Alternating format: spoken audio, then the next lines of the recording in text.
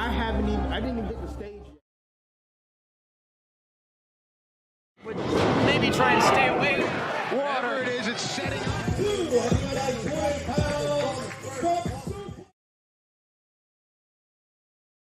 See if that's Here we go. Big dog here. Big dog.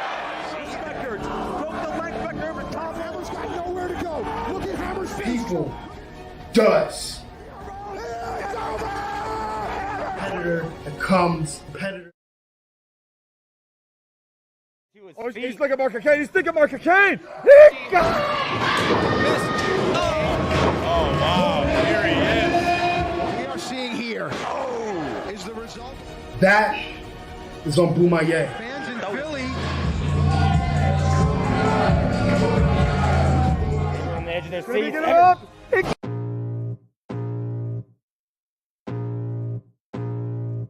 I got eyes in the back of my head, I'm seeing. Take me for granted and you know I'm leaving. I'ma take what's mine with the webs I'm weaving. I could take this crowd from seeing to believing. Got it. I ain't gonna give up. Got too little time, I'ma live up. Head down, push forward through the tough times. Cause anything worth doing is a tough time. Cause I'ma live life for the fight, yeah, I'm here to get it. I got drive, got sight, always have a vision. I go by at night, I be in my feelings. I'ma be fine, need time, and I'll soon be winning. I live life for the fight, yeah, I'm here to get it. I got drive, got sight, always have a vision. I go by at night, I be in my feelings. I'ma be fine, need time, and I'll soon be winning. I can feel the blood creeping up. Well, you're muted. Listen. Today of all days, my computer wants to run slow. I don't understand. It's annoying as hell. Ladies and gentlemen, boys and girls, children of all ages, thank you once again for joining your boys. You already know who we are. So, as always, let's do the typical introduction that y'all know us. I am your man, K Marvel. What's going on, ladies and gentlemen? It's your boy QS. It's your boy, Big Stretch himself, Professor Stretch. And it's me, it's Stryker Dragoon, baby. How y'all doing? And as always, we are your four corners of the commentary. So, now I know we said we typically go bi-weekly with this show, but today's different. Today's a special occasion. We have the pleasure to have a man who has been running roughshod throughout the wrestling business. Indies, MLW. He's a former MLW Openweight Champion. But most importantly, he is your MLW World Heavyweight Champion. That's right, you heard me. World Champion is on the show. Ladies and gentlemen, I have the distinct honor to introduce to you Mr. Alex Kane.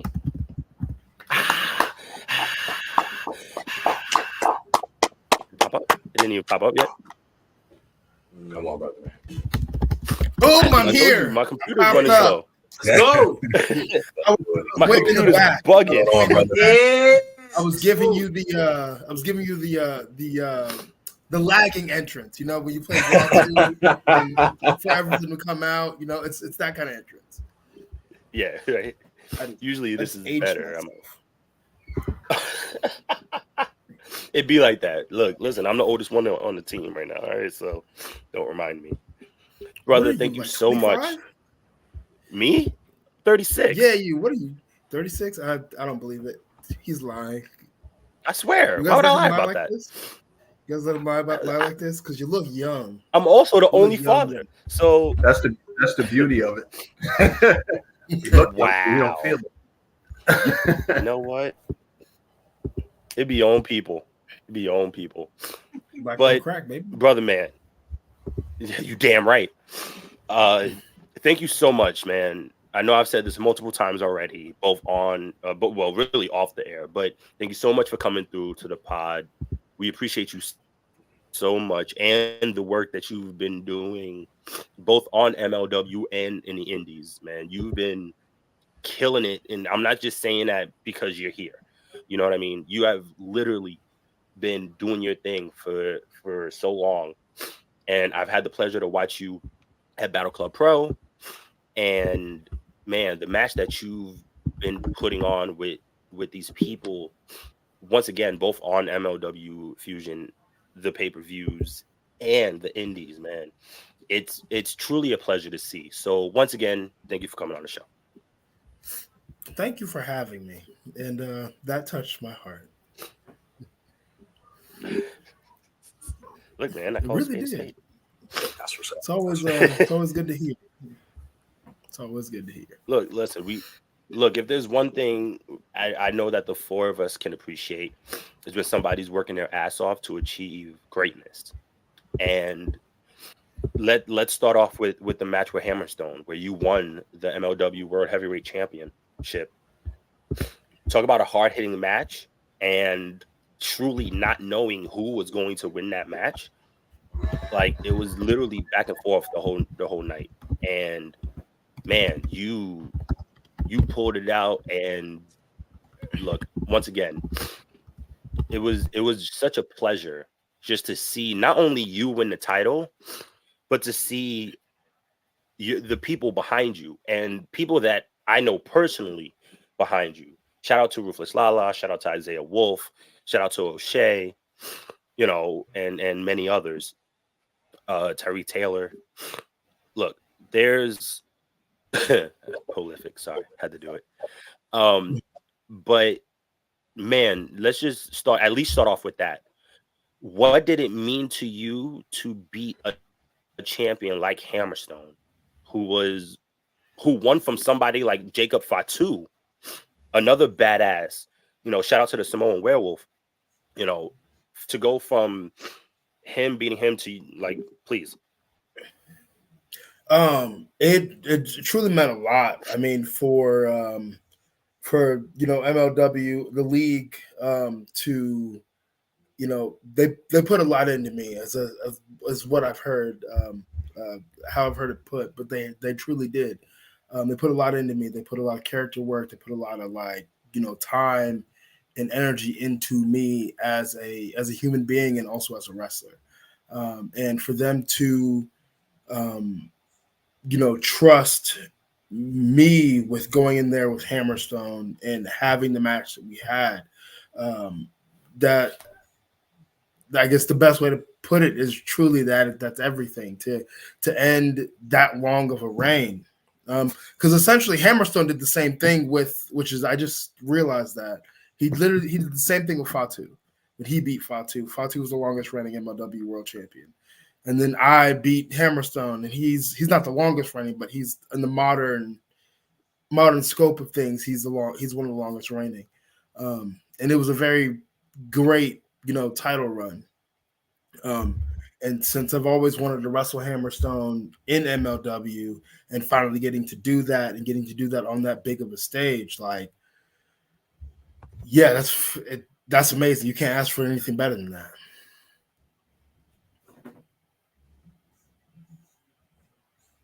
Rock with that. I think you're muted, Stretch. Thank you, sir.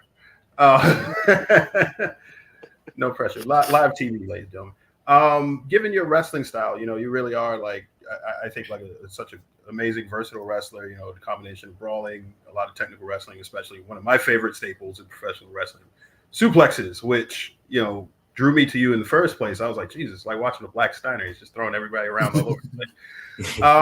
What is your training regimen like? You know, suplexes, without question, require a lot of lower body strength, a lot of, you know, hip movement. What is your training regimen like to become the suplex assassin?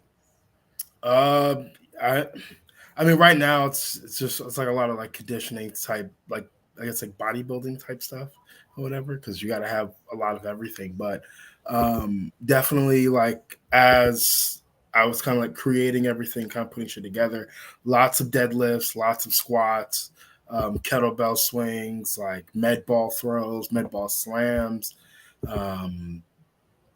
that one point I was doing like Olympic lifting, just giving it a try. So like anything that's like explosive.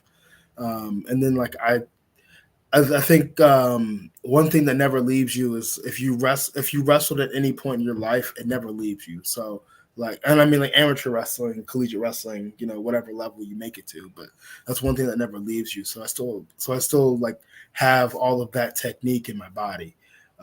But yeah, just a lot of like power, explosive stuff. That's what helps me. Gotcha. For me, my question to you is, although yes, we are in the current about the your current MLW Heavyweight Championship. What about the journey? I do remember the PCW match you had with Hammerstone over 2 years ago.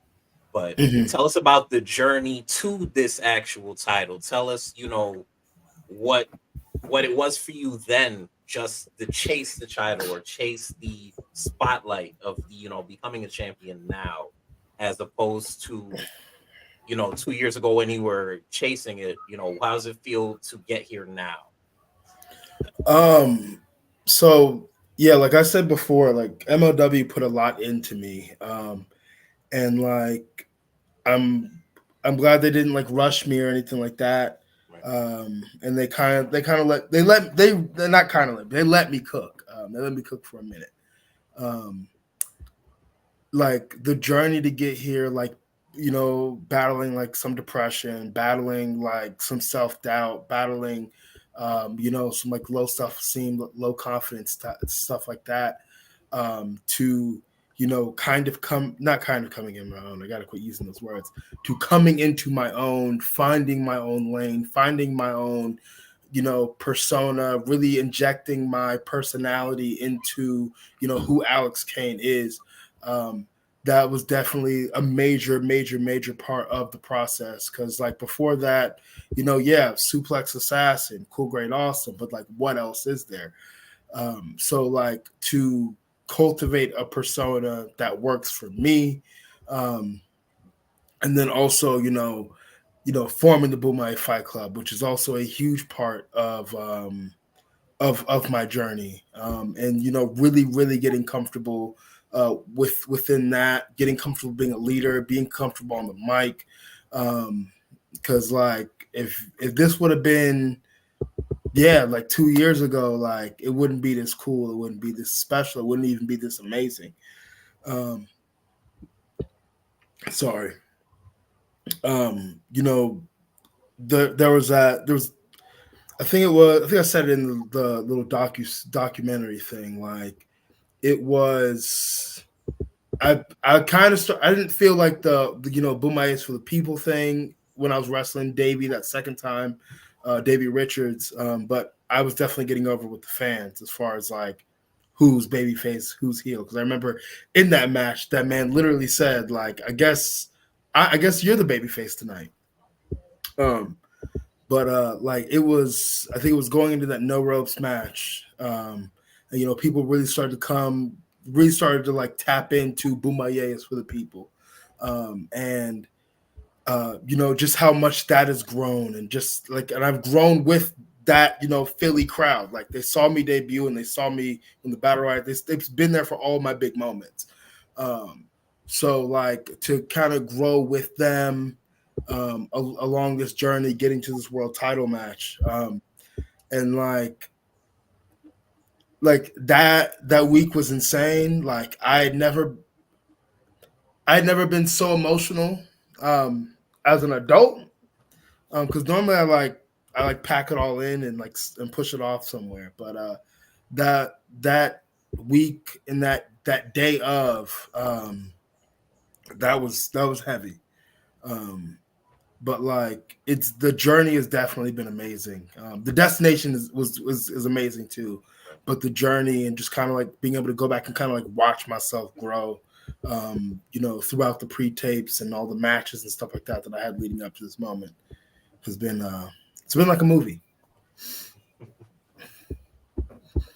That's actually heartwarming to hear. You know, it's dope to hear that because my only next question really was going to ask, like, I see that you did also welcome O'Shea into the Boomai Fight Club. So I was going to ask, like, when it comes to part of that journey, I think people don't know, like, a lot of people don't know the history between you both. Like, could you be able to, like, elaborate more on what made you bring O'Shea in and why, and also why you guys also wear prayer beads? Like, what's a real significant meaning behind that?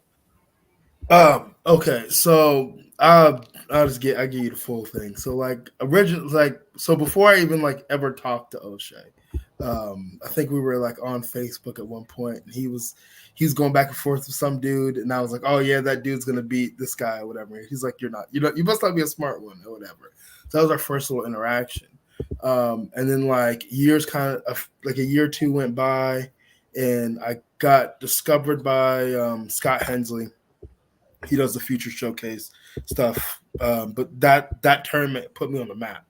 And O'Shea was there that day, and like, I mean, I've never talked to this man in person, but he looked like somebody. He looked like somebody. He looked like somebody important, and he looked like somebody that I should like, try to like pick their brain, and. So I think I sat down next to him or whatever, and I asked him some questions. And funny enough, the look that I have now, like singlet wise and stuff like that, that's his idea. That entire look is his idea. Because like before that, I was just wearing like the wrestling like shooter singlets or whatever. But he helped me craft that. And then like ever since that day, he reminds me so much of my twin brother, in so many different ways. But he's just always been like a really genuine dude, since that day. So like, I think it was maybe a year later, the booker for Action Wrestling, Matt Griffin, he had asked me like who I want to wrestle. And O'Shea was on that list. He's always been on that list since I met him. And like, it was like some like Ganondorf like versus Link type shit to me. Like big OG, young dude trying to come up. And like that match that I had with O'Shea, that's when he told me I was going to be a problem. In the best possible way, and that's when I realized that I was going to be a problem. That I was good. That I was good at this. So that was a come to Alex moment for me. This is me coming to myself like, yo, you're actually pretty good at this. And from that day, he's always been someone I can talk to, someone I can bounce ideas off of. Like, he truly is like a brother in me. And I had always thought to myself that O'Shea Edwards is the complete package. The man can wrestle, the man can talk. What was the other one? It's wrestling, talking, and then he has the fucking look. That's the third one. He has the look. Absolutely. I'm gonna get to the prayer beats, we call them battle beats, but I'm gonna get to that. But I always thought that O'Shea was the total package, and all he needed was an opportunity. And like, I thought that the opportunity was going to be, him in ROH or whatever, but we all know what happened to ROH. So like, when they started asking me like, who do you want in the Boomai Fight Club? Like, he was the first name, like, as far as, people outside of Mr. Thomas that I wanted in the Boomai Fight Club. And it took a lot of, it took a lot of time. It took a lot of like convincing. It took a lot of staying on people's asses. But I finally like got him in there or whatever. And like, Court loves this man or whatever. He's extremely impressed. And that's a great, that's a great thing for me to know and to hear. And I'm just ready to watch him, like fully flourish within that system. The beads, the tradition was started by Joe Black.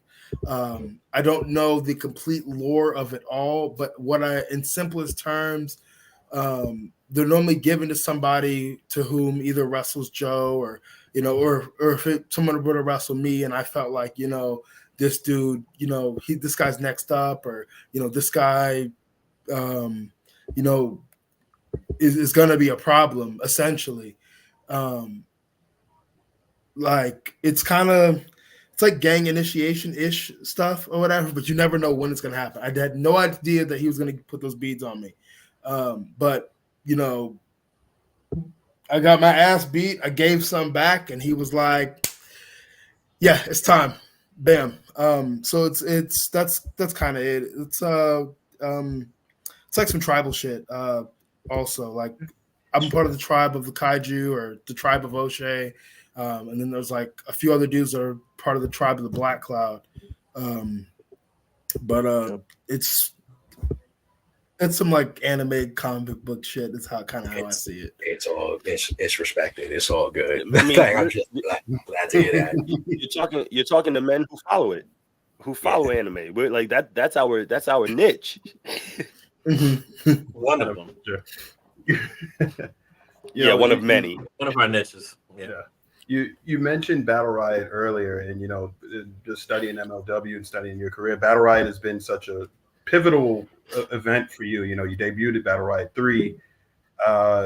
The fast forward a year later, you suffered a low when you lost the championship, the Openweight Championship, to Davey Richards, and then fast forward another year to Battle Riot 5. You're the only person to enter in at number 1 and win the match, which is incredibly impressive. It's 39 other guys essentially against you, and you walk in and basically destroy the field. You outlast everyone. What has constantly being in that space in Battle Riot in particular meant to you? For you to be in such a prominent position for almost every event, it seems like in Battle Riot, wherever you're like the guy to watch at Battle Riot. What has that meant to you to be like in that type of position? I think again that comes back to the trust that the league has had in me. Man,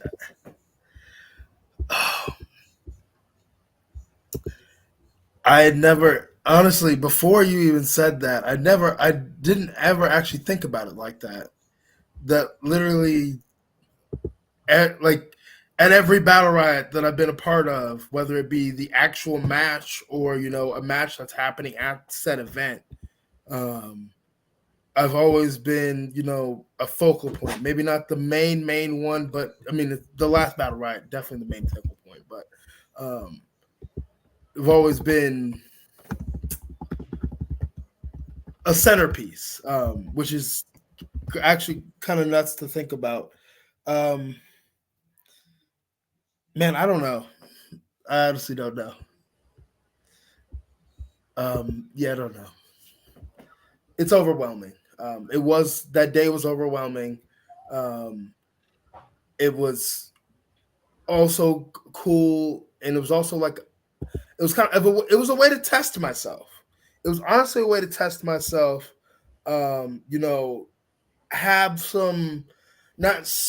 Have some different matchups with a bunch of different people in that big of a field.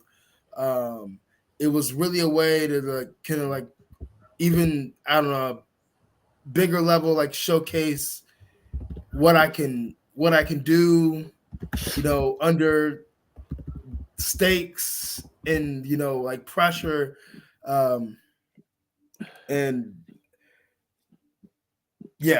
that's my answer. I'm sorry.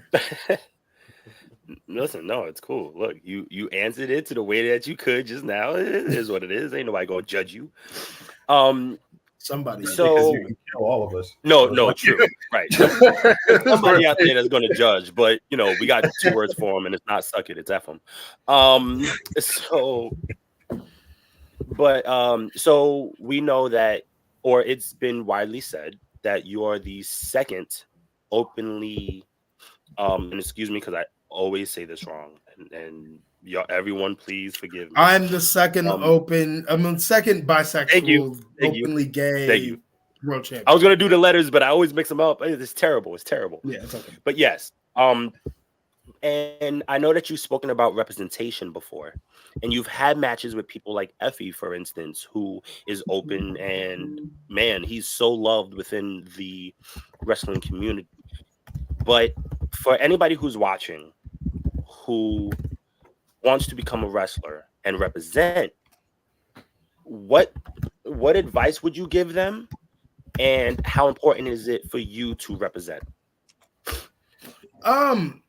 The advice I would give you, like for me, it's not necessarily, it's not within my character. It's not something that, I'm open about it. But it's not something that's like at the forefront of everything that I do. Absolutely. Effie, it's who Effie is. And Right. It's amazing. And also the match that I had with him was a lot of fucking fun. I was just about to say that. It was a lot of fun. But like there's especially hell, the avenue that man created for professional wrestling. The man has his own show series. He's a gay icon in professional wrestling. Hell, he's just a gay icon in media. Dude's on Netflix and shit. Anything's fucking possible. So that's like your sexuality is the last thing that you need to worry about as far as being a professional wrestler, because you will be accepted. That there's always going to be dickheads, but you're going to be accepted. Absolutely. I'm going to love you. And many other people will love you. And then like representation is so important, just like for that. Like you have young gay kids, or a part of the entire spectrum of being under the rainbow, like that watch professional wrestling, and there aren't a lot of openly gay characters on like national television shows. So like you're probably gonna have to look for in the independents or an MLW or an Impact to kind of see yourself represented. But what's so important about that is like you seeing yourself represented, or you seeing yourself in somebody in professional wrestling, that could very well save your life. That could very well be life-saving. That could be inspiring. That could help you, to keep carrying on. And then especially just being a black man in wrestling, like, again, like growing up, like when I was watching, I had Booker T, Mark Henry, and Shelton Benjamin. And Shelton Benjamin was the one that I gravitated towards because I was doing amateur wrestling, and I thought he was the best thing since sliced bread. So like for me to see that, and that allowed me to believe in myself. That gave me confidence. So I hope that whether it's now or maybe it's in the future, that some kid sees Alex Kane and is like, I want to be like Alex Kane. Like Alex Kane saved my life. Alex Kane, maybe want to carry on. Alex Kane, made me be confident in who I am. I think that's the most important thing about representation. Yep. And real quick before QS asks this question, I just want to say thank you for just being you. And being okay with having these conversations, because all of us are actually proponents, or not actually, all of us are proponents of mental health, and especially the man who's about to ask you the next question. It's so important to all of us, and you saying that, there could be somebody watching right now, and we don't have 1 million followers. It's not about that, but if we can help one person, then you've done something. You've done your job. Mm-hmm. I would say that it's so heartwarming to hear another black man really like speak out and really talk about representation, talk about respect, talk about inclusion, to talk about, you know, to keep carrying on, to keep moving, to keep carrying on. But I wanted to try to actually make you smile a little bit, because there was a time, especially when it comes to respect, because I know you don't play when it comes to respect. There was a time about, you know, I like to call it Philly cheesesteak gate. Mm-hmm. So I want you to really like run me through that. Like run me through that. It was just, you know, again, because you don't play, you're not playing with nobody, you don't play with nobody. So the fact that you really physically went and took a Philly cheesesteak and slapped the fan with it because you wanted to say that you suck while you were doing your spiel, giving off a good promo, and you did it. You did what you had to do and told him, like, yo, don't respect the king when you see one, ho. It's just, and straight up, it's just like, run me through that. That was like, is that the feel good moment? It's like, don't play with me when it comes to respect. Yeah, definitely. Dude, like, so when they kind of like told me that, like, you know, we were gonna do something like this, I was just like, I don't know if this is gonna, like, I don't know, you know, how this is gonna play out or anything like that. But like, at the time I was still, you know, very unsure of myself on the mic, you know, in front of the camera, you know, having to, you know, kind of like control a crowd in a way. But that Shug D says it all the time, but I brought Ho back to wrestling for the niggas, but I brought Ho back to wrestling. That's it. Absolutely. And funny enough, that don't ever talk to a king like that, Ho. One, I've been thinking about, you know, being a king or whatever, like earlier in the day. But like that was a throwaway line. I didn't think that was going to be cool. I didn't think that, you know, people were going to be like, oh shit, this is fucking nuts. I had no idea that moment would kind of take on a life of its own in a way. But man, that shit was hilarious. It was I guess the only regret that I have is that I wish I would have unwrapped the cheesesteak. I really wish I would have unwrapped the cheesesteak. But I was so worried about, like, cause I had to wrestle after that, so I was worried about getting it on my gear. But that's the only regret that I have about that entire thing, is that I really wish I would have unwrapped it. For that, because I think after I said that, yeah, visually that would. What I was saying, visually, oh my god. That's why we say we just, as from QS, for all of the four corners commentary, we say thank you for doing that. Just thank you for even doing it. Just because it's, especially when it comes to, especially seeing black wrestlers, the disrespect, it does get it's a little bit more extreme than usual. So to see, like you came out the ring midway, you're walking, you telling everyone, shut your mouth, shut your mouth, shut your mouth. You letting it be known. And then you just to slap that one individual with that Philly cheesesteak, yo, that's what it doesn't matter. It's sold. It's like, granted, even if you had unwrapped it and still slapped in the face with it, you would have still been sold in. You just, because you put me for you. Oh yeah, he's up there. He's not playing with this. Yeah, I like any wrestler that play with disrespect. You know what was even fans try to cooler? disrespect you, I'll play it. Yeah, hopefully we have another Philly cheesesteak gate here in the near future. Recreate a magical moment. But so like when I was in college, you know, I played rugby, and one of we had a men's and a women's team, and one of the chicks from the women's team or whatever, she had messaged me she had sent me this video on Facebook or whatever of me slapping this dude with the damn Philly cheesesteak, and I'm just like, if it's reached out here, and I ain't talked to this person in years, so for it to reach out here is fucking crazy. Yeah. Go ahead. No, I was just saying the internet's a beautiful thing at times. You know, it's it just really is sometimes. Sometimes it's ass, but sometimes it's good. In this case, it's real good. Also, shout out to.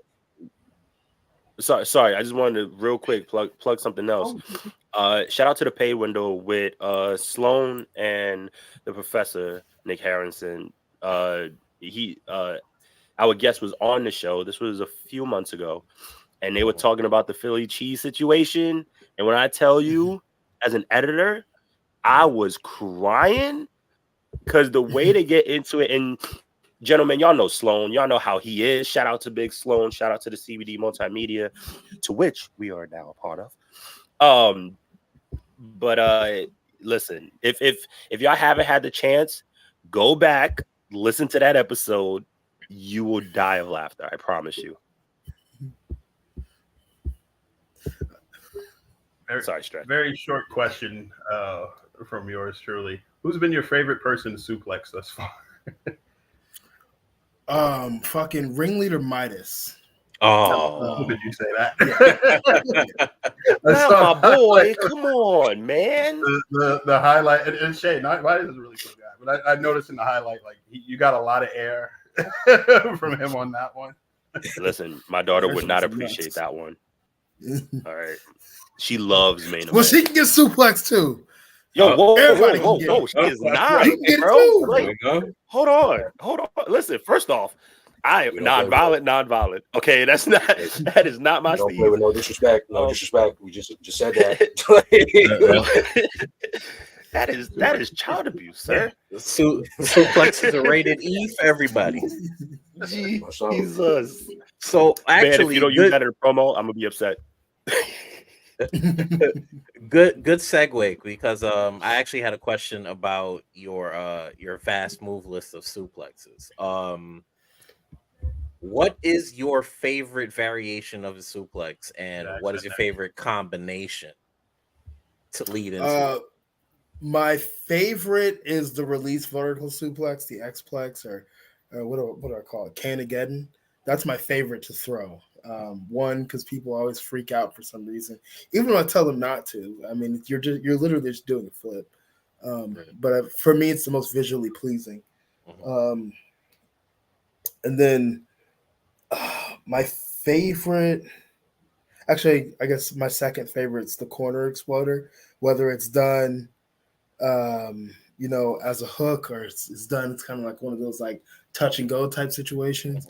But I think my favorite, I guess, way to get into it, if you watched what was it? No, Fury Road. If you watch Slaughterhouse, that kind of like that comeback situation that I was in, that's probably been my favorite way to get into it. Okay. All right. So we're gonna switch tunes a little bit. We're gonna jump off of wrestling, because you and I met once again. We met at Battle Club. You were cool as hell. You told me about a little situation that was happening that day that doesn't need to be put on air.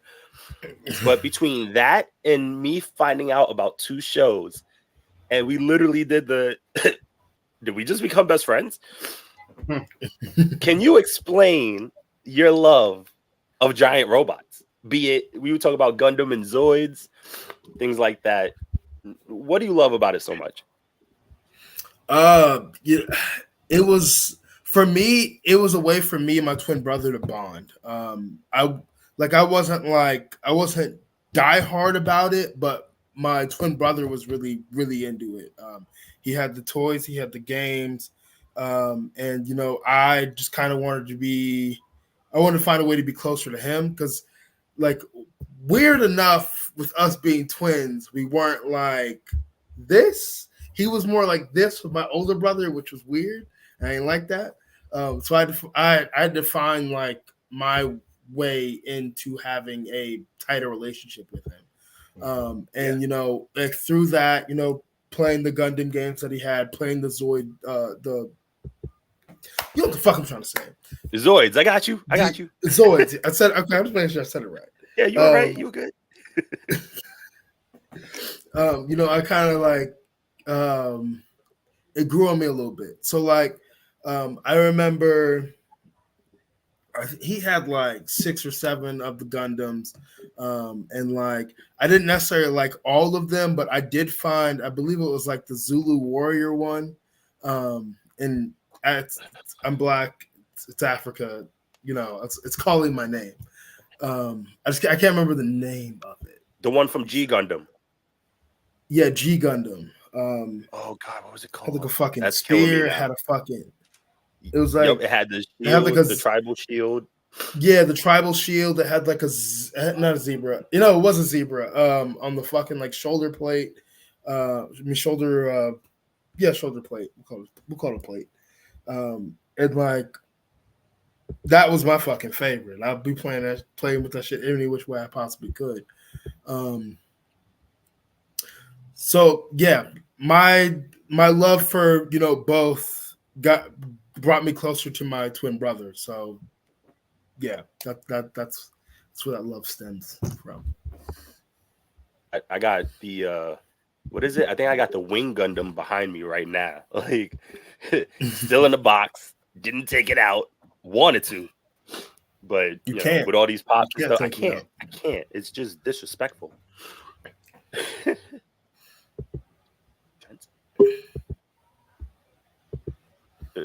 QS, what are you? I was actually looking at. No, I'm looking at the Gundam right now.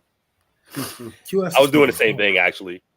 Yeah, I was. Because I'm like, because I'm when I go in like random like deep thoughts, because I'll be like thinking, because I'm like, again, G Gundam is actually one of my favorite like Gundam animes.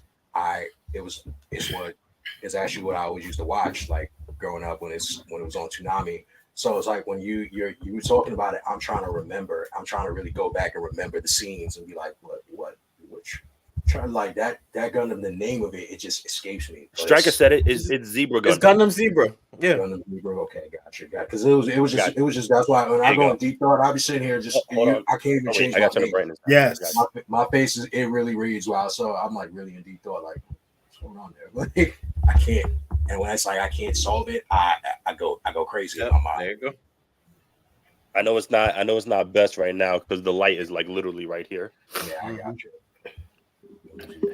See, I was always a God Gundam fan. The way the back like spread open was insane. As you can see, the one sign that's up there, it's Master Gundam. That was obviously like that was one of my favorite Gundams period. Master Gundam. Master Asia was crazy. Yeah, of course. Master Asia, yeah, rest in peace to the GOAT. He was the real one. Till the end. Because when it came to that show, I like always just I don't know why it's weird. Like I would always end up gravitating really to the villains. I didn't really care much about the rest of the heroes. The only one that was like I think it was the main character, Domon Kashi was like the only one. And when he was burning them, that's when it got really like, okay, this is epic. But once I saw Master Gundam, I was just like, oh yeah, this I don't care about anything else. Like, let me know when he shows up. Like that's because I know everything. I see Master Gundam like I would see the Green Ranger. He's just he's gonna show up and he's gonna wash everybody. And it's just like, okay. Yeah. So if Rangers. Oh, go ahead. Sorry. I was gonna say if you want a suggestion of something as I would say just as badass or in the same vein as G Gundam, you should watch Gundam Iron Blooded Orphans. Ooh, Gundam Iron Blooded Orphans. Let me write that down. When I tell you your heart is going to break in a million pieces, that show is amazing. Amazing.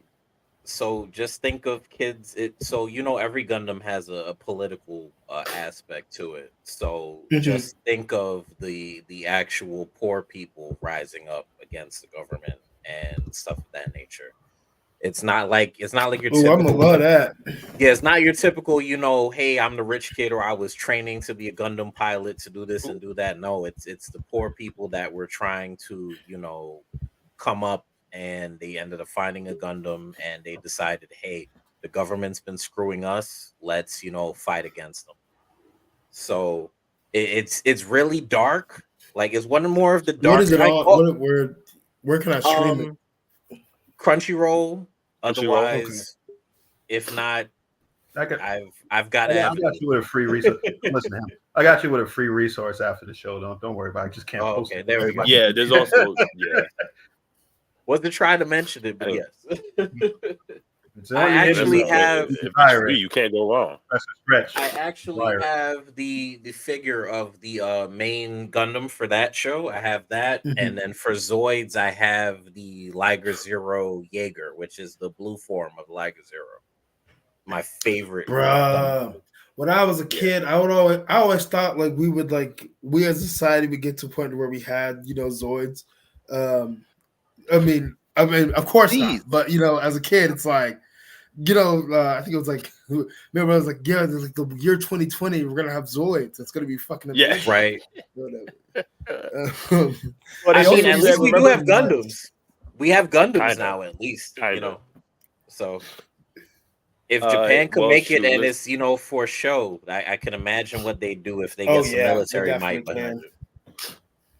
Look, if the Earth gets destroyed and they ended up running a tournament to see which country is up for grabs, I'm going in space. I'm not going to be involved in that. There's no way in hell I'm going to sacrifice my life for y'all. Get out of here. Stretch, you have something? Yeah. Obviously we're huge comic book fans, huge anime fans. Is there any particular characters that you see a little bit of yourself in, or you adapt maybe to your style in the ring, your character, anything like that?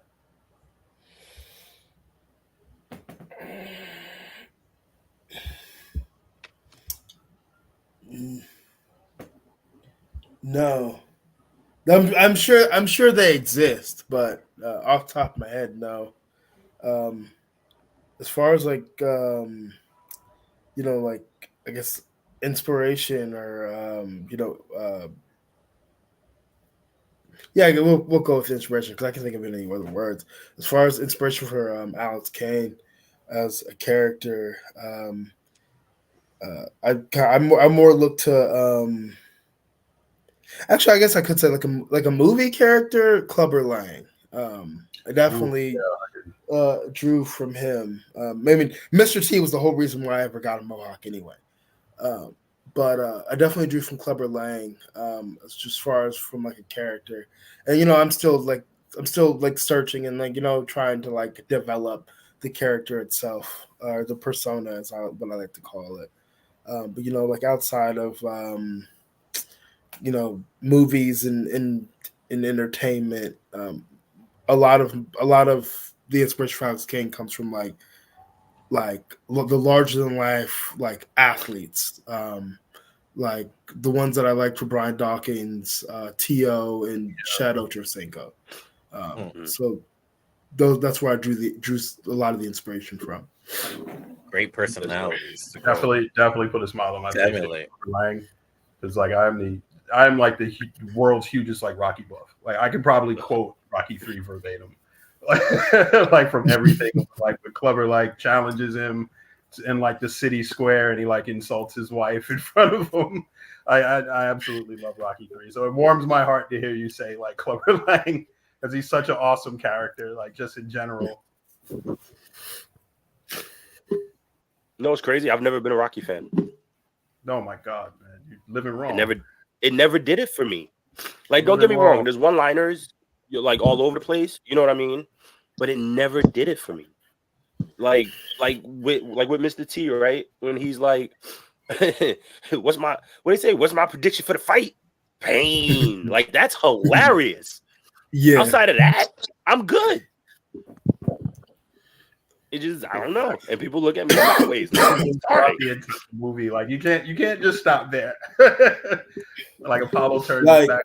Don't turn your back on me, sucker! And he pushes. I watched Rocky 3, to study Clubber Lang, and then the only other Rocky that I saw was the fucking. And I mean, I didn't set out to watch it because I'm not a Rocky fan. I'm not opposed to Rocky or anything like that. I don't hate Rocky, but it's not like it's not a series of movies that I sought out to watch. But the only other one that I had seen anything of was I think it's like Dragoff or whatever. I don't know what Rocky that is. Ivan Dragoff. Yeah. And the reason why I on that is because one of the kids in my neighborhood growing up looked just like Ivan Dragoff. Oh wow! Yeah, that's Rocky 4. I would say If like he dies, he dies. If you ever do get curious, either one of you two, I would say 2 is probably the best one as far as like the story is concerned. The best acted one is the first one. The most memorable one is the third one. Like the third one is like it's very easy to watch. Like it doesn't drag. Like it's a very formulaic movie. Like, you know, he's a champion. He faces some type of adversity.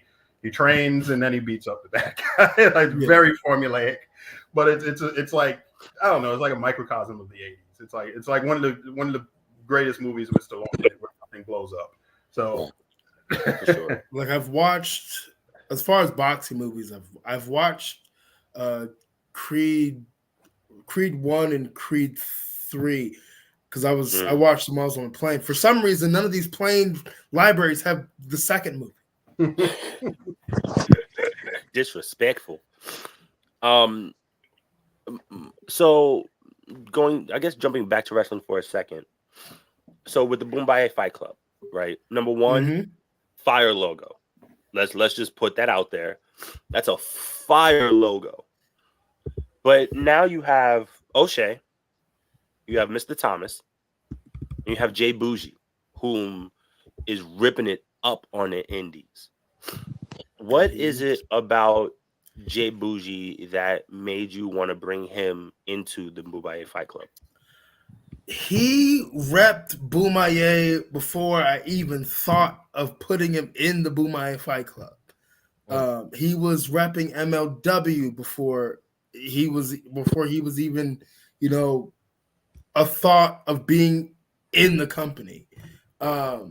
You know, he'd show up, he'd help out, and he wasn't always asking like, how do I get on here? How do I do this? How do I do that? Like, I definitely understand that line of questioning, but that's not a line of questioning he was giving me.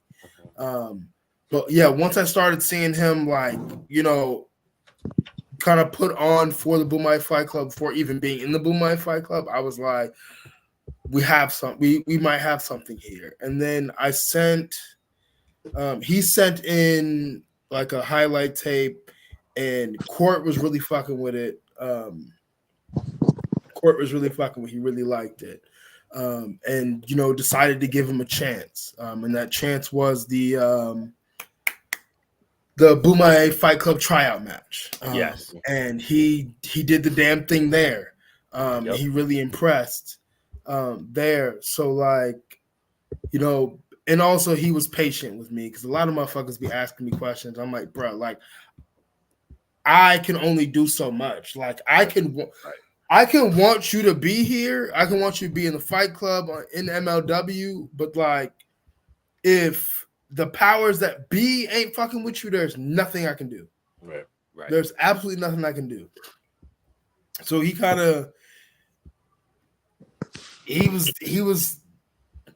made the right impression at the right time, and he was doing all the right things. So yeah, definitely to have, because like I've always said since like the beginning of the creation of the Boombaye Fight Club that I wanted complete and utter domination in MLW. Have I gotten it yet? No. From like the entire group, no. But you know, we still got time. But you know, I've wanted somebody in every, you know, I guess weight class or division to, you know, facilitate complete and utter domination. All I need is one woman, just one woman. You know who you want? That's what I was gonna ask. You don't have to spoil it, of course. I don't want you to give it away here. Off the air. Off the air. I just want somebody who is a shooter. A shooter. That's what I want. Somebody to come in here and beat these pretty bitches up. I hear that.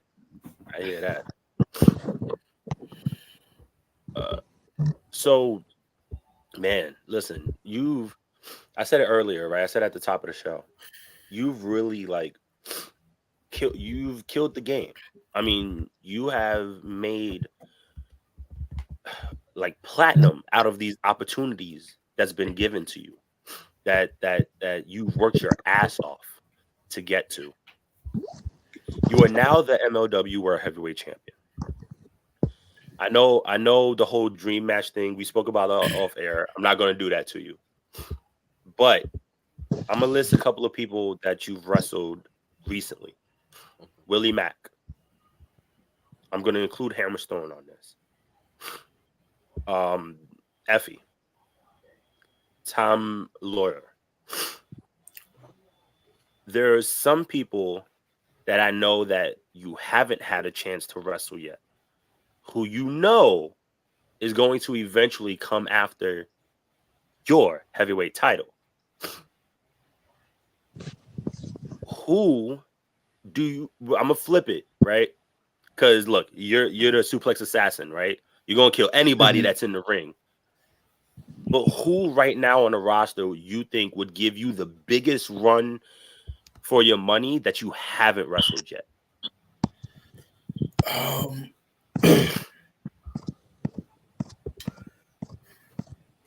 Definitely Fatu.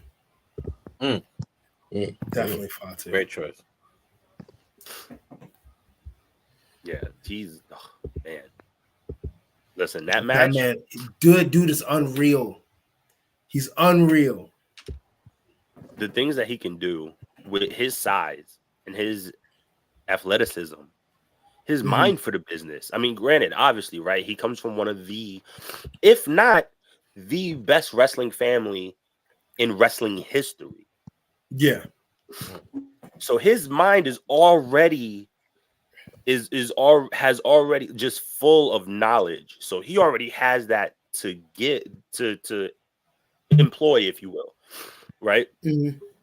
Man, when I tell you, when that match happens, you better let me know early so I can come. But yeah, man. We're gonna go nerdy again. What were some of the games that you played growing up?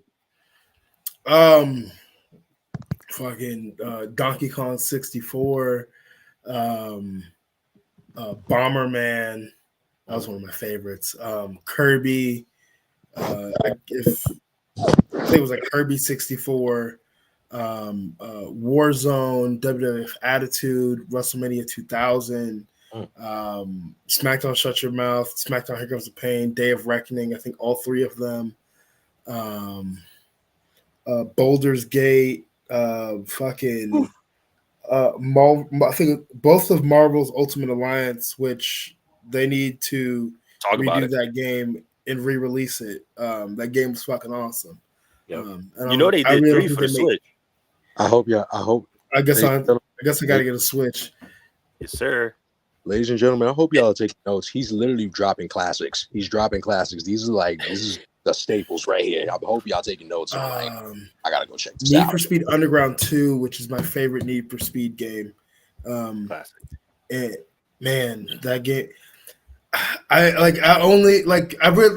knew that it was awesome the entire time I was playing it, but the end game shit was my most fun because you got like the wide body kits and stuff, and like the customization of the cars was so it was so extensive.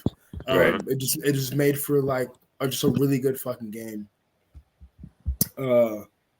What else?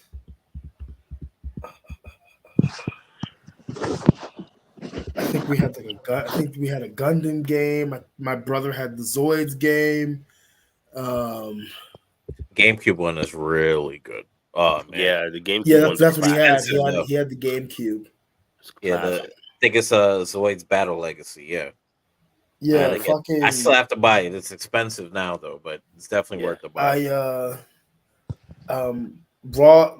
What is it?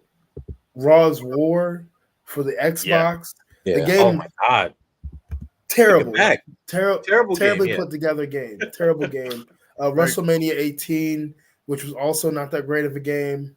I think it was WrestleMania 17, which was weird because like the whole like story mode, career mode thing was you fighting through fucking the mall and fucking trains. Oh yeah, that's right. Yeah, that shit was wild.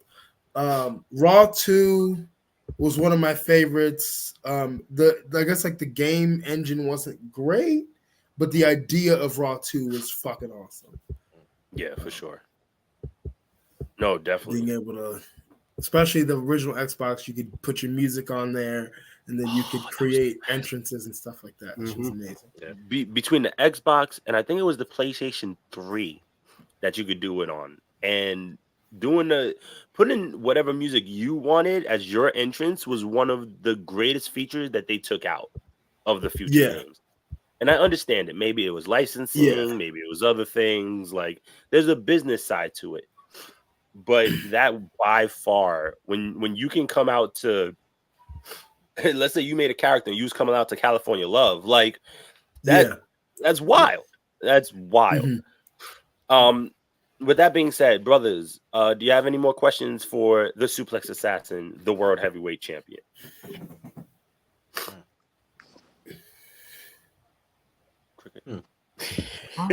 No hard hitting questions, guys. No hard hitting. Right. Questions. Keep it simple.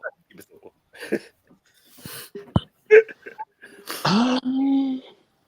You don't want to ask him any cliches. Well, that too. Yeah, because you don't want to do that. Because it's like the next question I thought of, I was like, yeah, that's a cliche. I can't ask him that. Okay, you get one cliche question. There you go. Ask it. One cliche. Okay. All right. Favorite match growing up? Growing up,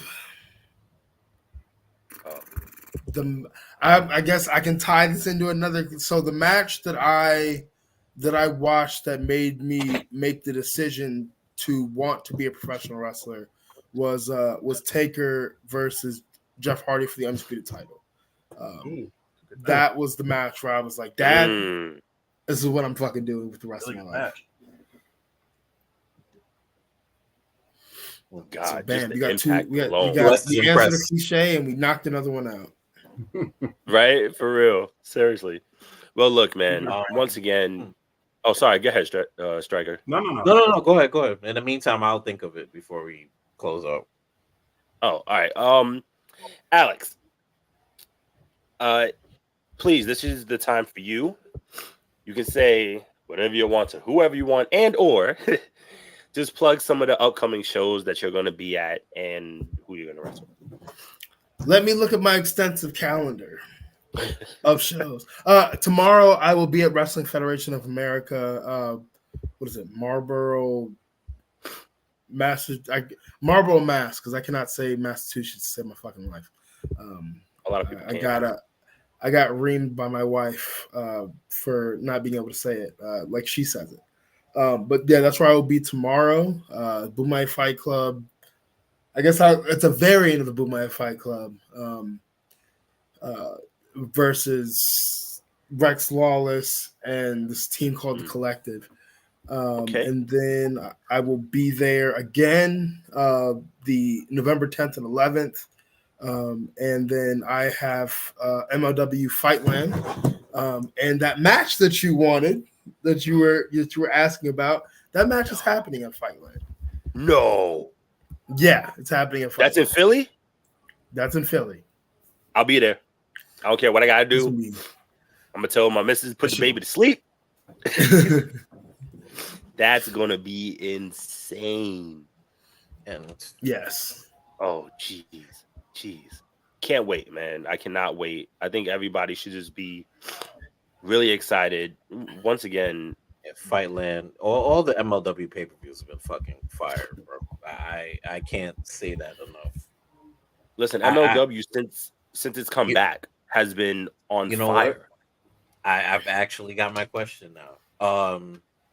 Being that MLW was not televised for a very long time, how does it feel being one of the few champions that they've had that's actually a part of this TV deal now on Reels? Being that you're actually on TV, like I think so. Go ahead. The thing about Reels is that we're like I think that the Reels deal is still like looming or whatever, but like there's also some bullshit that is above my pay grade going on there. So we're not on Reels right now. So I guess I'm not on TV or whatever. But honest to God, I truly enjoy this Fight TV deal that we have right now because like before, first of all, not everybody was able to watch Reels, which sucked because they would get complaints about that shit all the time. As far as Reels goes, to be able to kind of start that did I kick off? I think I kicked off the first episode that we had on Reels, and I closed that bitch out with the fucking battle riot. So that whole thing was fucking awesome. You know, for people to be able to see me on that platform. Hopefully it comes back, but you know, there are certain people out here that don't want to let niggas eat. But as far as you know, the Fight TV deal, the reason why I love that so much and that I'm really enjoying this title run on Fight TV is because now everybody can see it.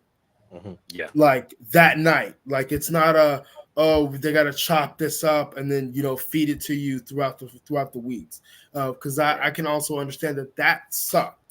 That sucked. So it even sucked for me having to wait. You're gonna be on this episode or whatever. This match is gonna air here.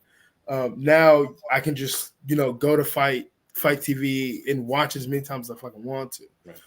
So I think out of all the deals that we've had, this Fight TV one is the coolest one. And then even without having like a quote unquote TV deal, it's still shot like television, worked like television. Fight TV is television. It's just not, USA or TNT or whatever. Right. But like a lot of people don't watch cable television anyway. So like a lot of people are streaming. So a lot of people are going to be able to see me in that light, which also works for me. Absolutely, man. Well, to be the world champion of this streaming Fight TV streaming era or whatever is fucking awesome. Look, I don't know what else to say other than number one, I know I can speak for all four of us when I say we are so excited for your continued journey and your success already. Don't break nobody's necks doing suplexes. but no, all seriousness, man, we're so happy for you and the success that you have been. And I saw that list that you made. I'm helping speak it into existence when I say I hope and pray that you become the longest reigning MLW World Heavyweight Champion. And that you get nothing but continued success and more opportunities, because number one, you deserve it, and that's not a cliche. That's the truth. And number two, I mean, who wouldn't want to see you suplex somebody like Kenny Omega? So, with that, I'm sorry, was I not supposed to say that? So with that being said, man, thank you so much. We appreciate you for coming on once again. Let everybody know where they can find you. I mean, I think they had a little banner thing, but cannot speak now. Twitter or X, whatever we're calling this now, Alex_Kane 11. TikTok is the same. Instagram is the Suplex Assassin. If you're a booker, you can add me on Facebook. Other than that, leave me alone. What else is there? That's all the social media platforms, right? Yeah. Look, watch my matches on YouTube. If you have IWTV, you can also watch matches on there. MLW Fightland, November 18th. Taking on the I don't want to call him the big dog because of his cousin, but the big dog. I mean, outside of me, Jacob Fatu, Alex Kane, the Samoan Werewolf. We will go one-on-one, and it's going to be nuts, just like every other title defense that I've had. It's been nuts. It'll be a good time. I don't know what the rest of the Fightland card is, but I know that it's going to be stacked because that's what MLW does. Watch more MLW, enjoy my MLW, and that's on Boombaye. Boombaye, baby. So with that being said, gentlemen, let's do what we do. Well, ladies and gentlemen, as you already know, you can follow QS himself at Forever Thiefing on Instagram and on X. I was about to say Twitter. I was just I'm not trying to get caught up with that too. As always, thank you guys for tuning in. Thank you guys for even watching us and following us. I know everybody's been wondering why I've probably not been posting any clips of Jocelyn's Cabaret in the stories, because I'm just waiting for the reunion. That's another thing I do on the side. It's coming back. We're gonna show. I'm promise y'all. I got y'all. I'm gonna show y'all. As much as I show wrestling, I show Ratchet TV too. We gotta have a balance. I got y'all. We're gonna see it when the reunion happens. I even have a Now That's TV subscription. My motto: I do this for y'all, so y'all don't have to pay for it. Hey, that's what he's talking about. Oh man, the return of Ratchet Sundays, ladies and gentlemen. You can see all my social media handles down there. I'm on Instagram at Jador Sapio, and I'm on my new Twitter, or X, or whatever Elon Musk wants to call it this week at this hour. Is that stretch, which I had to make that because the wonderful support team at X did not help me recover my original account, so I had to start new and under with this new name, ladies and gentlemen. But thank you for watching, and thank you for following all five of us. Hello, Stryker Dragoon, as always. What's up, y'all? Instagram, Twitter, Twitch, all the same as Stryker Dragoon. YouTube is at Stryker Dragoon 131. I'll be streaming some Call of Duty possibly after the show if y'all want to watch. And I have a whole bunch of games that I need to get back to streaming. Cyberpunk, Spider-Man 2 when I eventually get it, and just some other stuff, fighting games maybe. We'll see. But that's about it. Just check out what I have on YouTube, and I'll be live maybe in the next hour or so. As always, you can follow me, Mr. Marvel 87 on Instagram, X. I gotta remember to say that too, and on TikTok. I'm using that a lot more now, and I'm actually just speaking my mind. F it. So you can follow those. Also, make sure to follow A Different Angle, which is the mental health show that I am a part of with my partner Rodney Harris. You can follow us on Instagram and Twitter, and we're making our TikTok. But right now it's 88 Pod 2023. You can also listen to all of us. And shouts out to the whole team. If I can, here it is. See, my computer's slow. It's bugging out over here. Is it up? Jeez. You can follow all of us on the CDB network. Shout out to the Susio Boys. Shout out to the Drelex Pod. Shout out to Shogun Soccer. Excuse me. Shout out to the Aim High podcast. Shout out to the CDB podcast. Shout out to all our brothers who's on the network. We appreciate y'all for having us be a part of your family. Also, make sure you follow the Four Corners of Commentary on YouTube, which is what we're on now, at the Council of Commentary. Also, it's the same on Instagram. TikTok is at Council of Commentary, and we're on X at CO Commentary. Look, I think there's only one way to finish this, but before we do, we're going to throw up what we throw up, and then we'll do it. Y'all down? Let's do it. Let's go. Cool. And ladies and gentlemen, we are your Four Corners of Commentary, and there's only one way to end it. Mr. Alex, if you can lead us. And that song, Boomaye! Boomaye! Boomaye! Boomaye! Boomaye! That's what I'm talking about. Let's go. Later, y'all.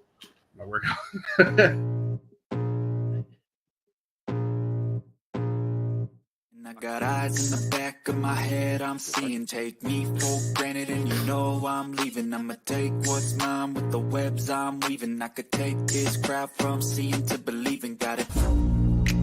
I ain't gonna give up. Got too little time, I'm